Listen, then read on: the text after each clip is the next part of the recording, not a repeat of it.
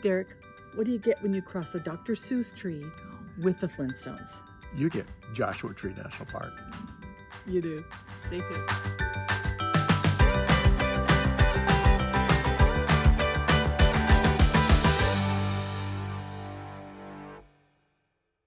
Welcome back to the channel. We are so excited to be here. We are actually in Rhyolite, which is a ghost town about 5 miles or so outside of Death Valley. Yeah. But that's not what today's video is about. What are we talking about today, Derek? We're talking about Joshua Tree National Joshua Park. Tree. It's really cool. We had a really, really great time there, and we're excited to show you, so stay tuned. It's going to be fun. Yeah, you're not going to want to miss it. Stay with us. In this week's video, we're going to do a little Joshua Tree National Park Q&A. Let's start with this. Where exactly is Joshua Tree National Park? It is located in Eastern California, south of Death Valley. How big is the park? Actually, at just under 800,000 acres, it's a little bigger than the state of Rhode Island. Okay, now that we have that out of the way. So what is a Joshua tree and why does it have its own national park? Joshua trees are actually called the Yucca breviflora and are members of the lily family, believe it or not. And the thing that makes them a little different is they only grow in the southwestern part of the United States and are really abundant in this one area of Eastern California. As to why they get their own park? Well, that has to do with a lady named Minerva Hoyt. She was a wealthy and influential society woman in the 1920s and 30s. She came out to this area and found it peaceful and calming. But she also saw that other people would come here and rip out Joshua trees to try and transplant them to their yards. Yeah, that's a bad idea. She felt the area deserved protection, and eventually in 1936 was able to get almost 800,000 acres declared a national monument. Later, in 1994, it was declared a national park. How old is the oldest Joshua tree and how tall do they get? According to 10tree.com, the oldest Joshua tree is about 1,000 years old, but they don't tell us where that old tree is, presumably to protect it.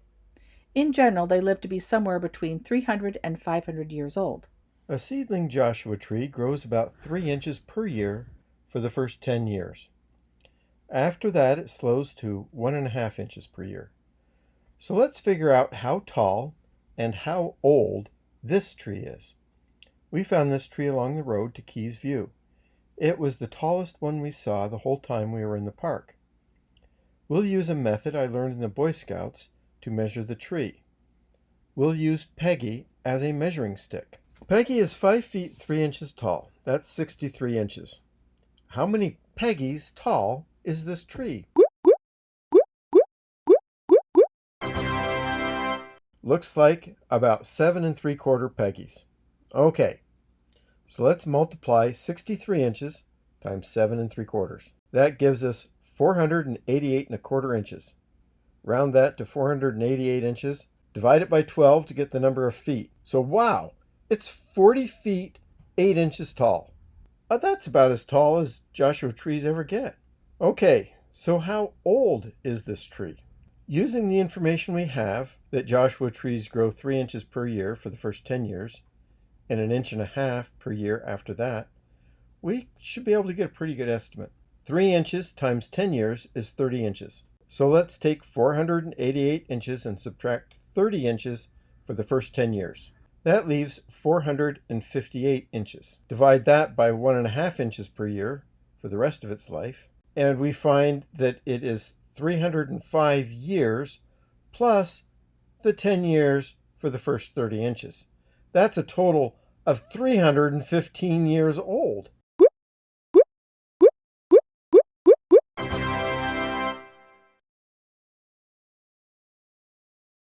Just exactly how is a Joshua tree different from other trees that we might be more familiar with? Let's take a look at some of the types of trees we are used to seeing. An oak tree is generally round, a pine or evergreen tree is usually a triangle, and a maple will often be an oval shape. Also, when you see a log from one of these trees, they have rings on the inside. The rings tell the age of the tree, generally one ring for each year of its life. But if you look at the inside of a Joshua tree log, you'll see that there are no rings. That's one reason why it's so hard to know exactly how old they are. They each have the same general characteristics for sure, but they are so crazy different in their shape that it's like they are a Dr. Seuss tree. Look at this forest of Joshua trees. They reminded us of a neighborhood where every person, every family is different from one another. Sure, everyone in the neighborhood is a human being, but we are all different in fun and crazy ways. That's like the Joshua trees. You find some that are super short and have no arms, others that are really tall. Some are very orderly and almost pretty. Others are going in 20 different directions. Some are even curled around and look all tortuous. It was amazing to see acre after acre of these crazy trees.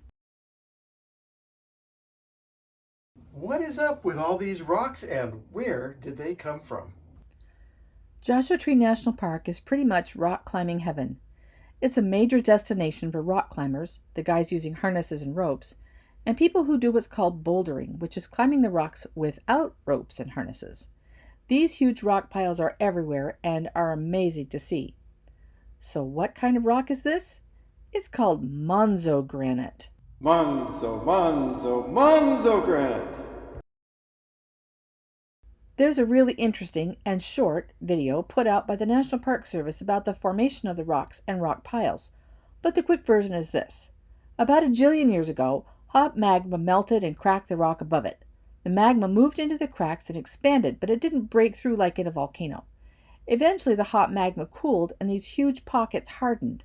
Over the millennia, the earth and soil eroded away due to wind and water and revealed these giant boulders. Additional water erosion caused cracks and breakage, and that's why there's lots of big and small rocks. It's really fun to walk around and hike in these giant rocks. Some of them are as big as a house, and some are taller than a several-story building. One hike we took was the Hidden Valley Trail. This 1-mile loop trail enters an area that, legend says, was where cattle rustlers hid their stolen animals. Now there's no more cattle rustlers, but it is a unique area where several kinds of plants thrive together that are not normally in the same area. Most often you don't see scrub oak in the same place as Joshua trees, but you see them together here in Hidden Valley. It's pretty cool. What is this cute fuzzy cactus anyway? That cute fuzzy cactus is called the Choya Cactus, and it's no teddy bear, even if that is its nickname. You'll see the choya all over the park, but there's one spot about 12 miles down Pinto Basin Road where they have clearly gone crazy. There are 10 acres of these little guys. Apparently they really like the neighborhood because they're everywhere. So some facts about the choya. They grow usually to between 3 and 6 feet tall, but can get to as high as 10 feet. They are nicknamed the teddy bear cactus because they look so appealing. They're also called the jumping cactus because the stem joints detach easily and can hitch a ride on your clothes. If that happens, watch out. The spines are barb-like and very hard to remove and very painful if they get into your skin. This cactus is hazardous. Do not touch it. Okay? And if you do,